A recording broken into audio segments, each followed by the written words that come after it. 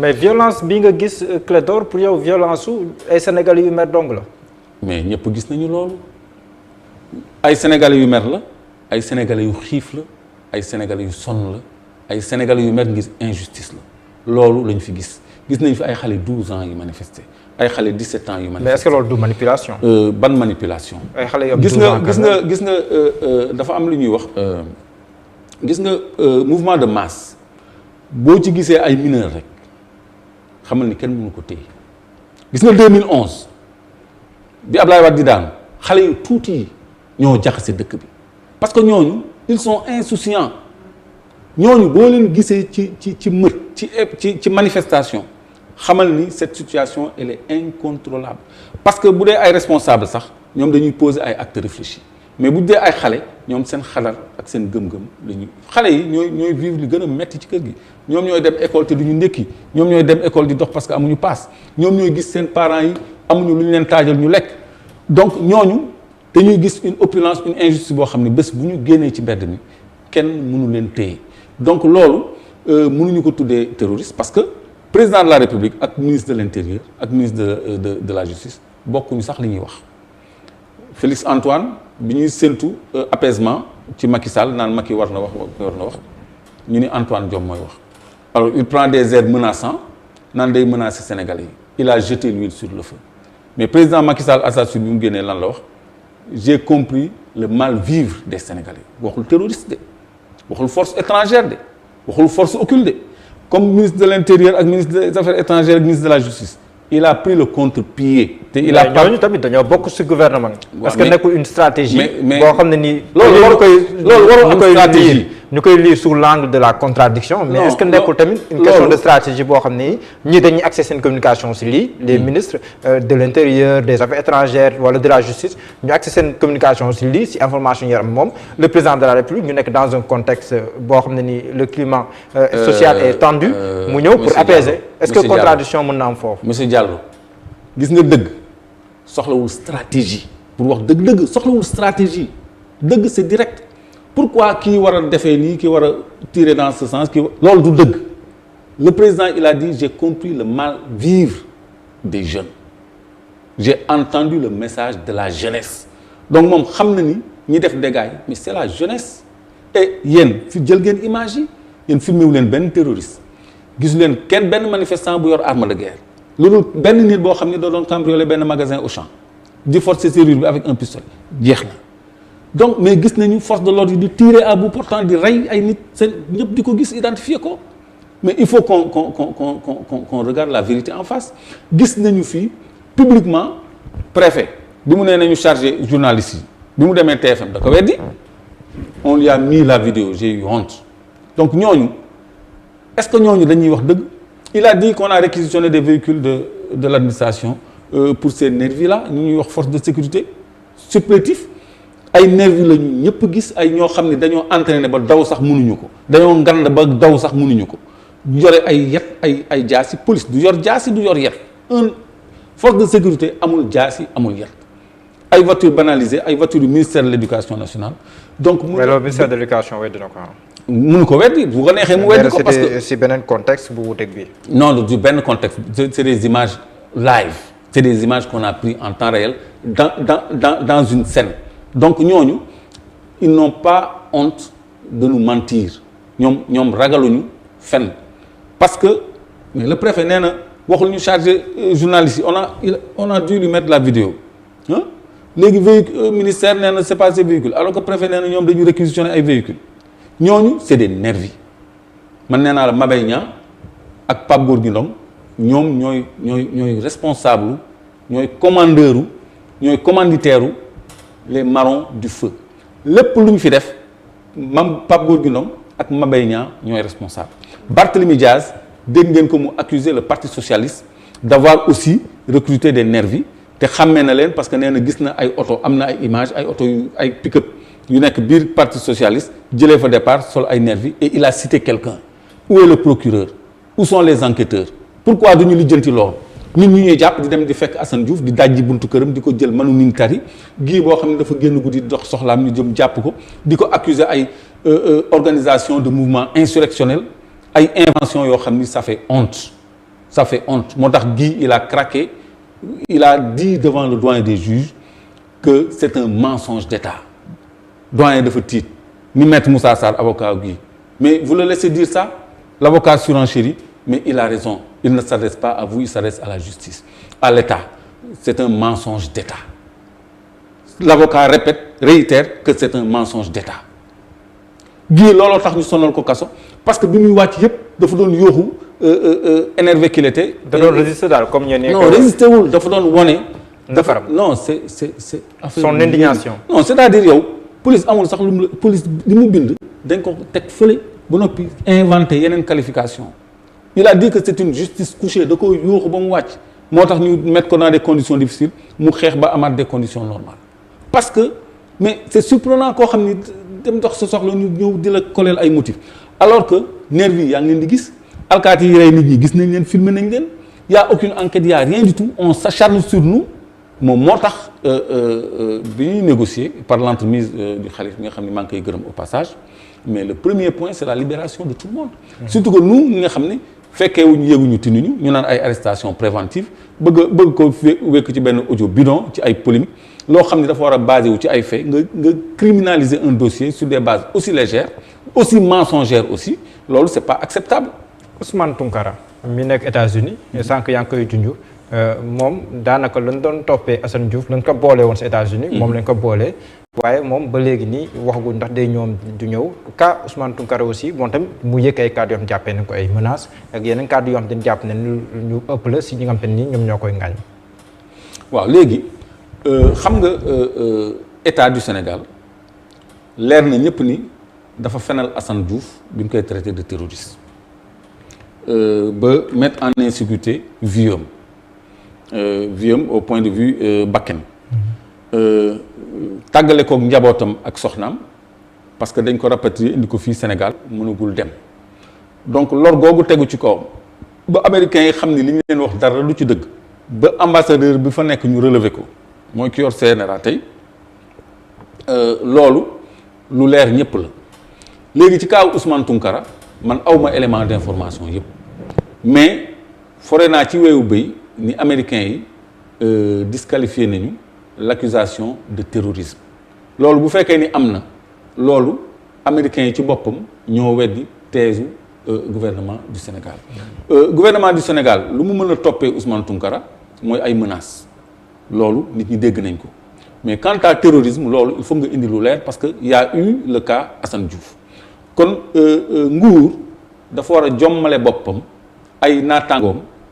muy wax ñu koy weddi wala ñu koy débouté wala ñu koy rejeté loolu luy tuutil diplomatie Sénégal la luy tuutil image du Sénégal la ci bëgg a teg loxo rek benn adversaire gênant donc lépp lu mënti am lu mu metti nañ ko teg ci dëgg loo bëgg a jekku sa adversaire politique xaaral ba am élément probant boo xam ni mën nga ko confondre nga doo ko teg loxo ci moom mais ay arrestation préventive wala ay tuumal nit ay terroristes on a accusé toute la population d'être terroriste ay forces occultes yoo xam ni occulte heureusement que ñu ni occulte parce que occulte du lu kenn mën a gis lu lëndëm la ñun gisaguñu dara ba léegi donc depuis qu'on en parle il y a rien may leen di fàttali ni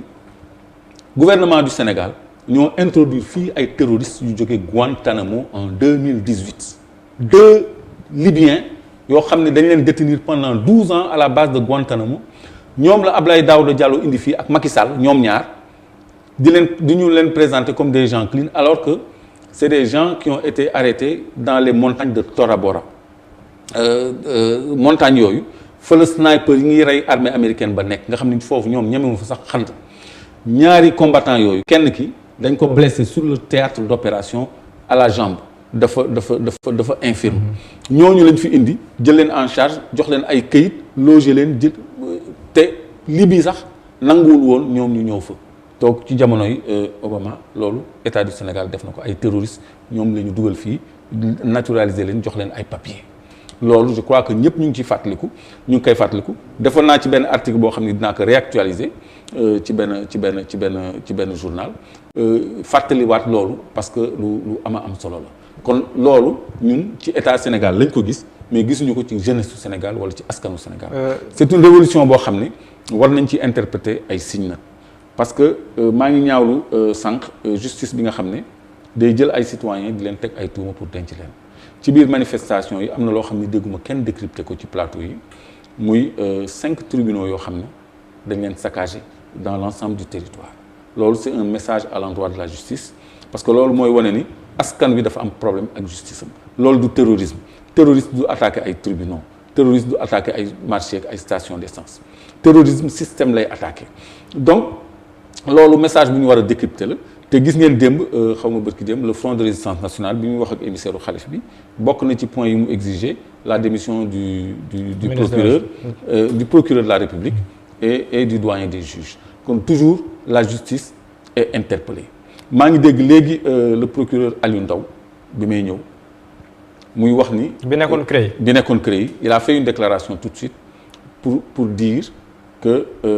Macky Sall constitution mayu ko mu am 3e mandat il a ajouté que la justice n'est pas indépendante parce que pour la première fois mu rompre son silence depuis qu'il a été démis en pleine fonction en plein procès donc loolu ay enseignement la yoo xam ni dalay won ni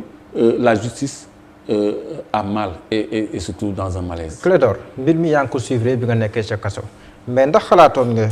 de cette accusation de viol dinañ dem ba àgg ci ay manifestations yu violentes yoo xam ne nii am na lu ëpp fukki doomu aadama yu si ñàkk seen bakkan bi nga koy suivre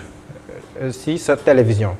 ndax amoon mbetteel ndax mbir yi surprendre la ba sax ba àgg ci benn niveau bu jéggi dayoo. non amoon mbetteel parce que nit ñi dañu bëgg a jël benn analyse bu réductrice teg ko ci affaire privée benn affaire privée mais affaire bi dafa dem ba déteindre ci ay question de liberté parce que quand même lépp mu ngi soppeekoo ci taxawaayu presse bi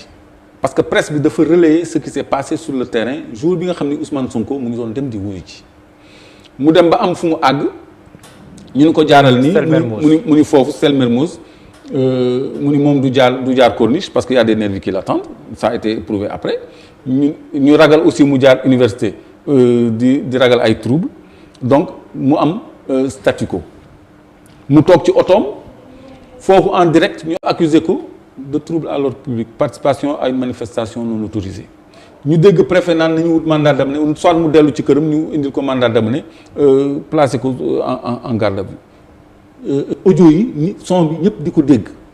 li préfet wax donc ñi seetaan ñëpp xam ne lii c'est un acharnement c'est une injustice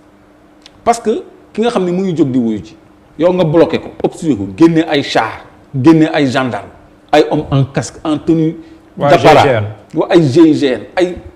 toute cette armada là mais loolu mënoon na sécuriser yoonu université bi mu dem wuyu ji tranquille comme affaire yoon la mais ñu indil ko beneen inculpation bu noppi placé ko en garde à vue mais loolu moo dégénéré léegi loolu dootul affaire u Adji Sarr parce que beneen inculpation moo ko fa yóbbu affaire u Adji Sarr yóbbuwul Sonko gendarme section de recherche loolu il faut que ñu taxaw foofu parce que loolu laay wax analyse boo xam ni dafa xaw a réductrice parce que dafa am beneen affaire bu greffé wu ci li ko taxoon a jóg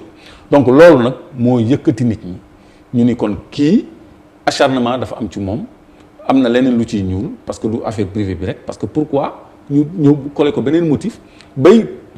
invoqué li ñu ma doon wax aussi appel à l'insurrection ak yeneen yoo xam ni ay délits criminels la te ba léegi bàyyeeguñu xam naa ni ñu ngi concocté yeneen affaires yoo xam ne seen xel dina leen yedd pour ñu dellu ci gannaaw à la lumière de ce qui a eu lieu parce que askan wi dafa am taxawaay bu mat sëkk imposer volonté am exprimer volonté am ba président Macky Sall ni il a compris la volonté du peuple. déclaration Adji Sarr mun la fekkoon tamit ci kaso bi. mu tombé woon nag benn période boo xam ne ni ñu ngi doon wax ne que na lépp sedd na lépp dal. nan nga jàngatee sa sortie ak tamit ndax daf la gën a conforter si ne le complot il est là wala ndax tamit gën nga mettre de l'eau sur ce vin comme ni nga waxee si tubaab. non c'est-à-dire xam nga ci li ñuy dund nii dafa am ñoo xam ne bëgguñu ci jàmm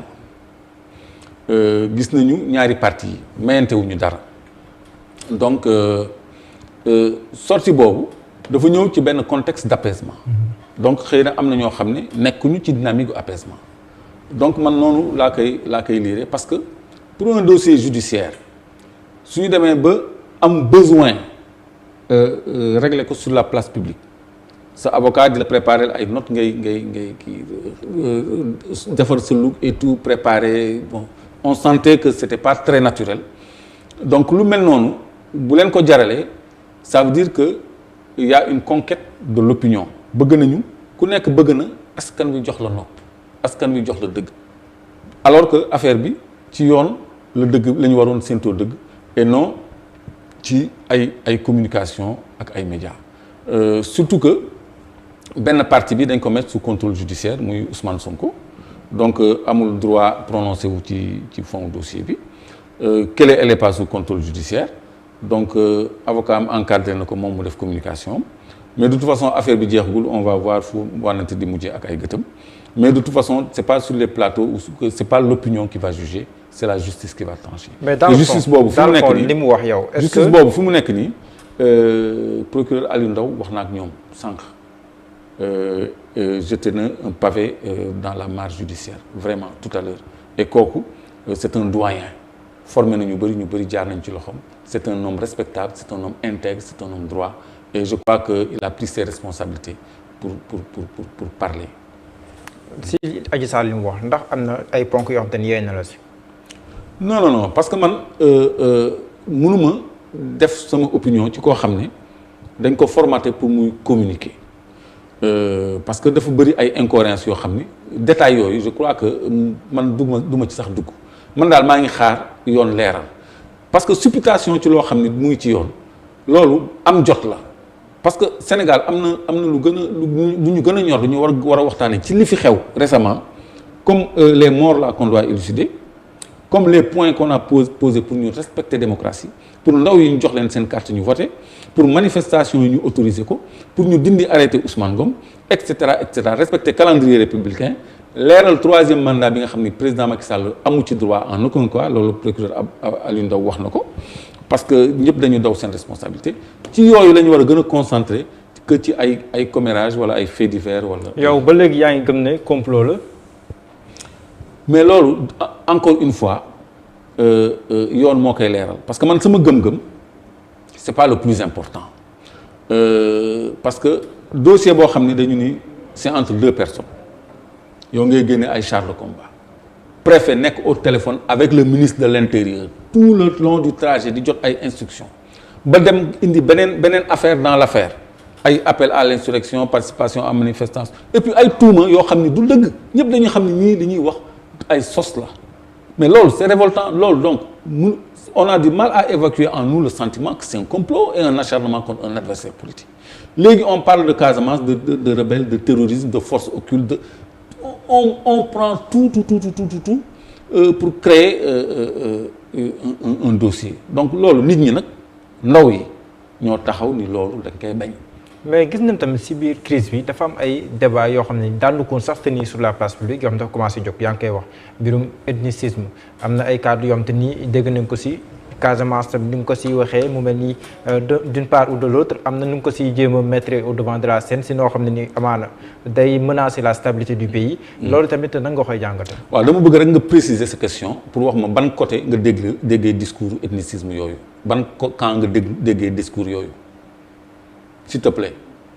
par exemple gis naa ku bind contribution boo xam ne nii loolu bëri na si lool. gis naa tamit le ministre de la justice mu def benn sortie si Sonko ni mu jàngatee ay mbiram yooyu. donc de l'autre part Sonko am na ñu koy accuser ne que dafa. jël ça c'est une accusation. voilà am na ñu koy accuser ne que dafa jël Casamance. bu ko def mettre comme bouclier bu ko xeexee. heureusement que tu as dit accusation mais nee nga dégg nga un ministre tenir ce langage là dégg nga aussi un député Aliou Dembourou Sow appeler à la guerre ethniciste pour ceux qui sont contre le troisième mandat et d'installer un Halpulaar au pouvoir loolu dérive ethniciste la boo xam ne musuta am fii Guy Marius Sagna bi ñu ko arrêté bee passé bu mujj bi astafurlah bi ñu arrêté des gens du PASTEF ñoom Abbas Fall ak ñeneen am na ñu ci torturé woon ba mu amoon conflit ak police te bokk na ci témoignage ñu rapporté que dañ leen doon laaj seen ay origine ethnique ndax séeréer ngeen wala joolaa on est en république donc moo tax ma ni la nga préciser ci ban camp nga déggee loolu parce que quand tu as parlé de Sonko tu as ajouté accusation mais lii c'est pas une accusation venant du ministre c'est des déclarations irresponsables et incendiaires attentatoires à la stabilité nationale à la cohésion nationale c'est des gens qui nous dirigent ñooñu topp ñun en justice ñooñu def ay jéye noonu ñoom ñooñu war a topp ñun en justice au nom de quoi des irresponsables de cette trempe bëgg a gérer notre justice di ñu attribuer ay tuuma alors que ñoom ñu ngi def apologie ethniciste tout le temps on a eu l'affaire Penda Ba Farba Ngom moo ni du fanaan fii parce que jarbaatam la keroog fanaanul kaso on l'a extirpé de prison te li mu wax c'est un délit Assane Diouf ñu ngi koy toppee pour lan parce que dafay saaga tëj nañ ko ci ñaati yoon kaso Penda Ba on l'a extirpé donc loolu c'est un précédent très dangereux te Sénégal wax dëgg yàlla kenn mënu fi indi boo décompté ci xeet clivage ethniciste kenn mënu ko asseoir fii gis nga pël yi Haalpulaar yi ñoo njëkk a bañ loolu ñoo njëkk a désolidariser wu ak Aliou Dembourou Sow ak ñëpp ñuy tenir ce discours ethniciste parce que nous sommes imbriqués nous vivons en parfaite cohésion amul clivage religieux amul clivage ethniciste au Sénégal képp ku fi wootee ethnicisme terrorisme force occulte yoo xam ni dañ koy fabriquer ces gens-là jouent avec le feu et ils seront brûlés très vite. yaa ngi koy junj sànq tam bokk na si leçon yi si war a tirer moom mooy wàllum justice. L'indépendance de la justice wax nañ ko. mais bu ñuy wax tam indépendance de la justice vis-à-vis de l'exécutif. ñu ngi koy sóoraale aussi gis nañ ne am na benn pression boo xam te ne exercer nañ ko sur la justice muy une pression populaire ndax pour yow loolu tam baax na pour suñu justice rawatina si dossier bi ngir mu mën see dem jusqu'au bout. loolu c'est le signe d'une justice bi nga xam ne bénéficié wul ci confiance u population. Anecdote, on est en 88, 89. Un chroniqueur du journal Walfadjri, Mame Less Camara, qui signait Abdou Sow, dafa def benn chronique boo xam ne dafa doon dénoncer benn ñàkk tëddee njaaxaanaayu justice. parce que jamono yooyu dañu jàppoon benn auto ministre boo xam ne. CX bu noir boo xam ne dafa yeboon yàmbaa ba fees ñëpp xam ne ban ministre moom oto bi kooku ñu bàyyi ko amul procès amul dara Cheikh Khoureyssi Ba actuel avocat des activistes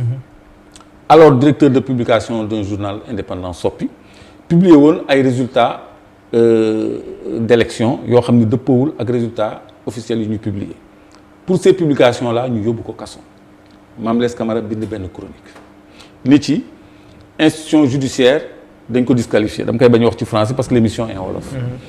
Institution législative dañ ko discrédité léegi ci contexte boobu dans ce contexte dafa ni seule l'institution judiciaire dans ce contexte l'institution judiciaire s'en tire à bon compte parce que boobu nit ñi joxoon nañu cër justice. nit ñi ñemewuñu woon dénigrer justice mais daf ci yokk ni elle ne se mettra définitivement à l'abri qu'en exerçant la justice sans se laisser fléchir par des pressions d'où qu'elles viennent boobu mooy laaj bi nga ma laaj parce que mën na jóge ci nguur gi mën na jóge aussi ci population